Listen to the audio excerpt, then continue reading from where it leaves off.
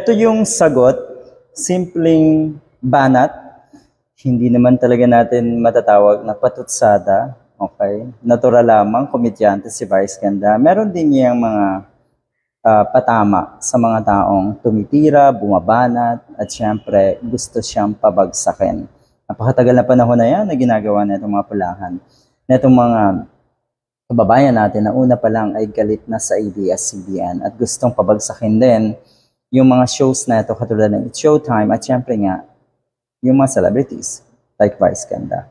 Alam din kasi nila na si Atty. Leni Robredo ang sinuportahan ng karamihan ng mga celebrities, malalaking celebrities ng ABS-CBN. Kaya ganun sila ka-trigger.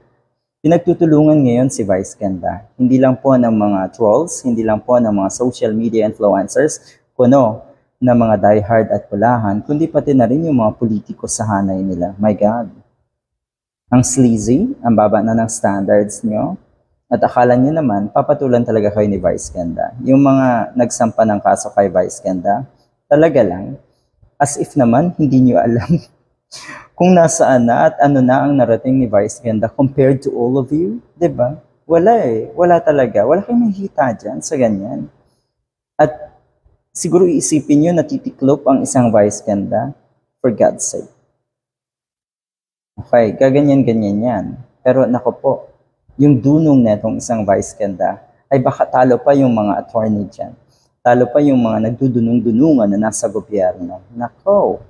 Eto, meron kasing medyo masasabi nating banat si Vice Ganda. Alam niyo naman yung matinding patutsada, yung matinding reaction.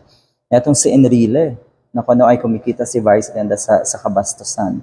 So ang malaking tanong ng mga netizens, yung mga katulad ni Enrile, paano kaya yumaman? Yung mga katulad ni Vice Ganda, kitang-kita natin kung paano yumaman. Ang dami kasing nagtitiwala kay Vice.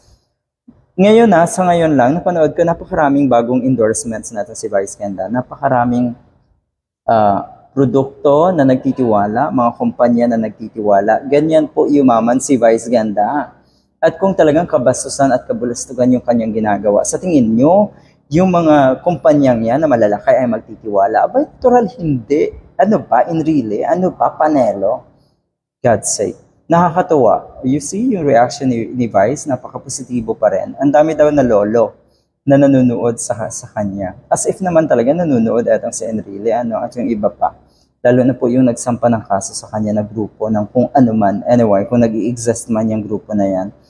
Ang daming lolong nakatutok sa akin. Di ba? My God, I feel so relevant. Yeah, totoo naman. Totoo, Miss Idol Vice Ganda. Totoo po, napaka-relevant nyo. Totoo po, napaka-mabunga nyo, kaya kayo ay binabato. Hitik na hitik kayo sa bunga. Ganyan po. Minsan hindi niya alam na ganun siya kabunga. Ganun karaming bunga niya. Kaya maraming tumitira sa kanya. Maraming bumabanat sa kanya. Nagbo-bolt in na tinatawag. Nagkakaisa yung mga yan para papagsakin ng isang Vice Ganda.